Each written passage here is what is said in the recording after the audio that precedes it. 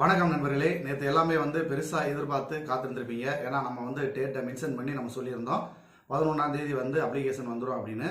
சில பல காரணங்களால் அது வராமல் போயிடுச்சு. ஏன்னா நேற்று உங்களுக்கு பெரும் ஏமாற்றத்தை கொடுத்துருக்கோம் அப்படிங்கிறது எனக்கு தெரியும். நானுமே வீடியோ போடாததுக்கு சில காரணங்கள் இருக்குது. அதாவது அப்ளிகேஷன் வந்ததுக்கு அப்புறமா நம்ம வீடியோ போட்டுக்கலாம் அப்படிங்கிற மாதிரியான ஒரு ஐடியாவில் தான் நான் இருந்தேன். அப்படி நான் முடிவெடுக்கிறதுக்கு சில காரணங்களும் இருக்குது. அந்த காரணங்கள் முடிஞ்ச அந்த வீடியோவில் சொல்கிறேன். இல்லாட்டி அடுத்த வீடியோவில் நம்ம லைவ் போட்டுக்குவோம். அதாவது வழக்கம் போல் நம்ம குரூப்பில் இருக்காங்க பார்த்தீங்களா, அவங்களுக்கு மட்டும் லைவ் போட்டுக்கிறேன். ஏன்னா எல்லாருமே சப்ஸ்கிரைப் பண்ணியிருக்காங்க. நம்ம என்ன பேசுகிறோம் அப்படின்றத சும்மா மேலோட்டமாக தெரிஞ்சுக்கணும் அப்படின்னு சொல்லி இருக்கிறவங்க அவங்க யாருன்னு உங்களுக்கு தெரியும். அந்த மாதிரி இருக்கிறவங்களுக்கு தான் நம்ம முக்கியத்துவம் கொடுக்கணும் அப்படின்றது ஒரு கிடையாது. நம்மளை தொடர்ந்து குரூப்பில் ஃபாலோ பண்ணுறாங்க பார்த்தீங்களா, அவங்க தான் நம்மகிட்ட ஏதாவது ஒரு முக்கியமான தகவல் கிடைக்குமா அப்படின்னு சொல்லி ஃபாலோ பண்ணுறவங்க தான் அந்த குரூப்பில் இருப்பாங்க. வழக்கம் போல் நம்ம குரூப்லேயே ஃபாலோ பண்ணிக்கிட்டு அதில் சில தகவல்களை உங்கள்கிட்ட நான் பகிர்ந்துக்கலாம் அப்படின்னு இருக்கேன். முடிஞ்சால் இன்னைக்கு சாயந்தரம் ஒரு 5 to 6 ஒரு லைவ் நம்ம வச்சுக்கலாம் நம்ம குரூப் அளவில் மட்டும். சார் நண்பர்களே, நேற்று நீங்கள் பெருசாக எதிர்பார்த்து காத்திருந்திருப்பீங்க. பெரும் ஏமாற்றம் உங்களுக்கு கிடைச்சிருக்கு. இருந்தாலும் உங்ககிட்ட நான் ஒரு மன்னிப்பு கேட்டுக்கிறேன். என்ன காரணம் அப்படின்னா, தைப்பூசம் அப்படிங்கிறது ஒரு மிகப்பெரிய நல்ல நாள். அதாவது எனக்கு தெரிஞ்சு அப்ளிகேஷன் அப்படிங்கிறது அன்னைக்கு உறுதியாக வரும்ன்றது எனக்கு மட்டும் இல்லை, யூடியூப்ல வீடியோ போட்டுக்கிட்டு இருக்கிற எல்லாருக்குமே தெரியும். அப்ளிகேஷன் ரெடியாக இருக்குது, விரைவில் லான்ச் ஆக போகுது அப்படிங்கிறது.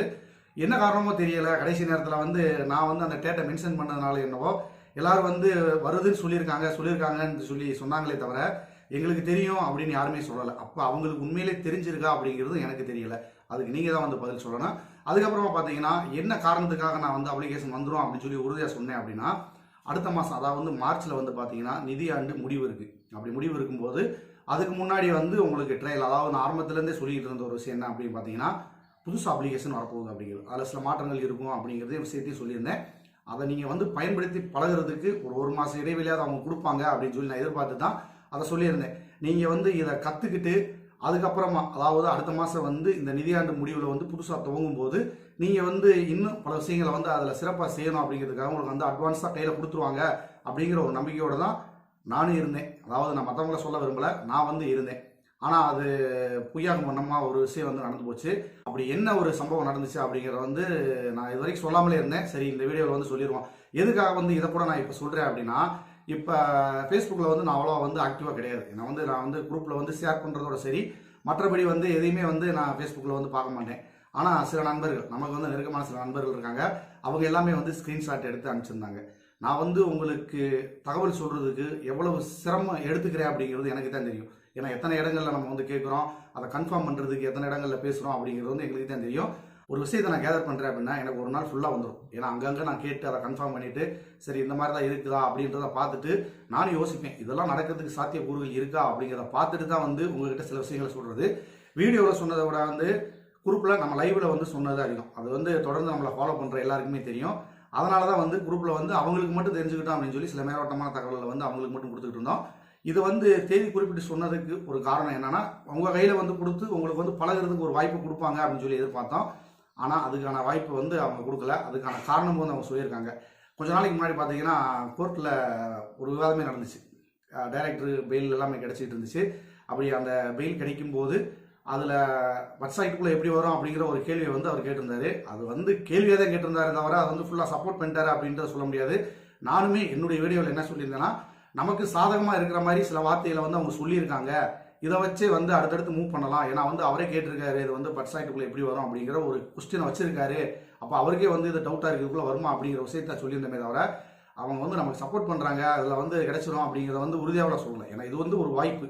ஏன்னா நம்ம ஒரு வழிவகை கிடைச்சிருக்கு, இதுக்குள்ள வரதுக்கான வாய்ப்புகள் இல்லைன்ற மாதிரி தான் வந்திருக்கு அப்படிங்கிறத சொல்லியிருந்தோம். ஒரு சில சேனல்ல என்ன பண்ணிட்டாங்கன்னா, நீதிபதியே எங்களுக்கு சப்போர்ட் பண்ணியிருக்காரு, அதனால எங்களுக்கு எல்லாமே கிடைச்சிடும் அப்படிங்கிற மாதிரி பேச ஆரம்பிச்சிட்டாங்க.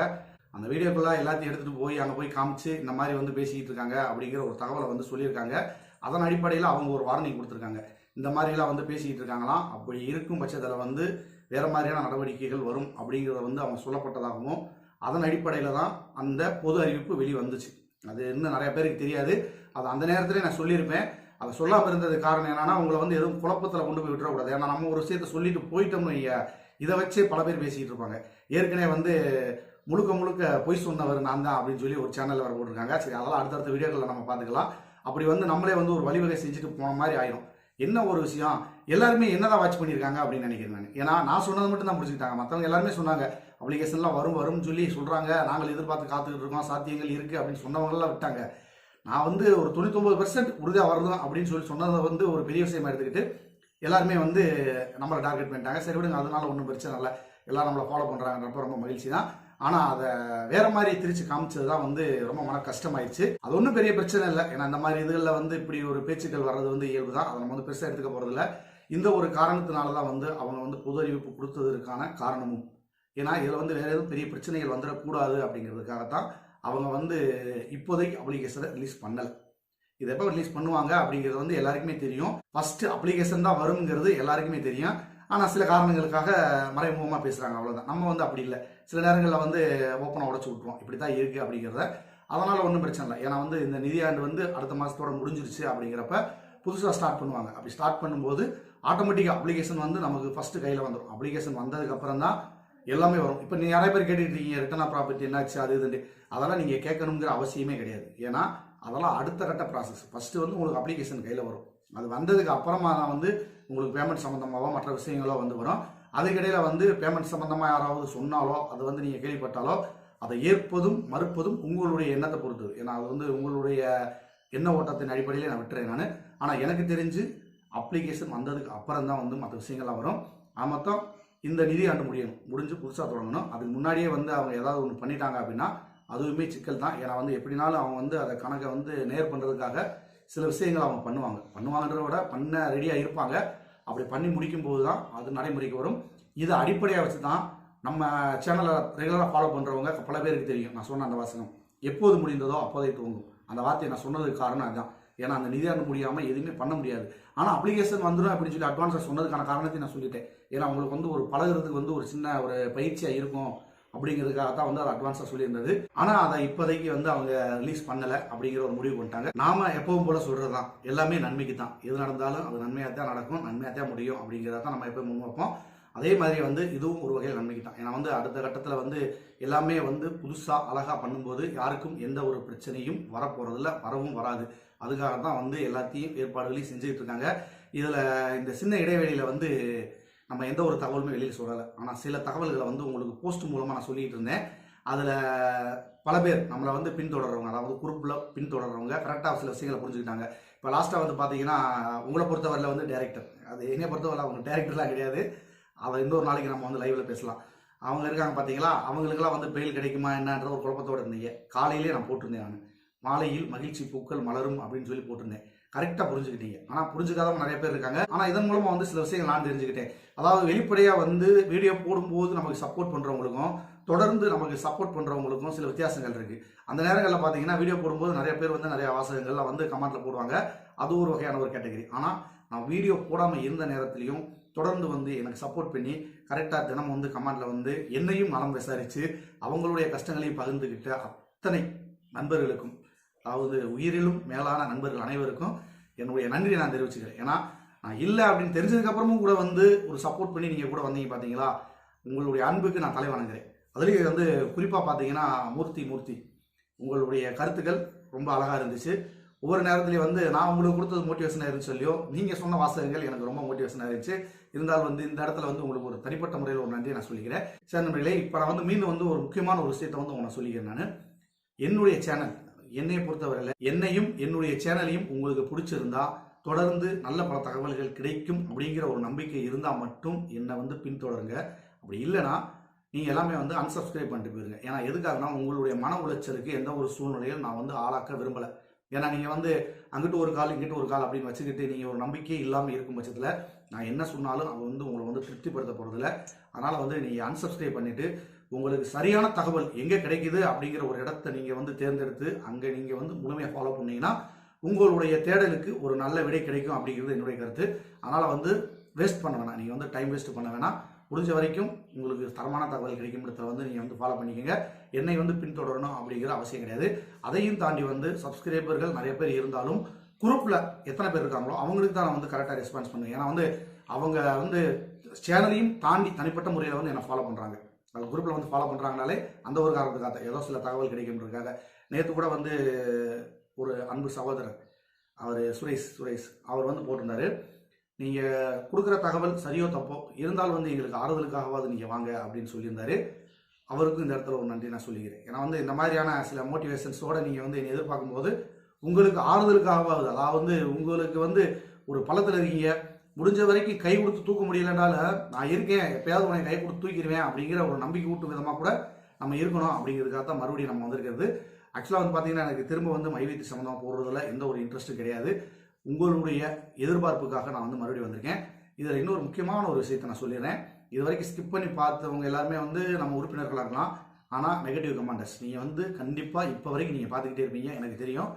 இதுக்கு முன்னாடி வந்து நான் வருமான அடிப்படையில் எந்த ஒரு வீடியோவுமே நான் போடலை. ஆனால் வியூஸ்க்காக நான் போடுறேன்னு சொல்லி நிறைய பேர் சொல்லிட்டு இருக்காங்க. யாரோ ஒருத்தர் வந்து 8 மாசத்துல 7 லட்சம் வரைக்கும் சம்பாதிச்சிருக்கேன் அப்படிங்கிற மாதிரி போட்டிருந்தாரு.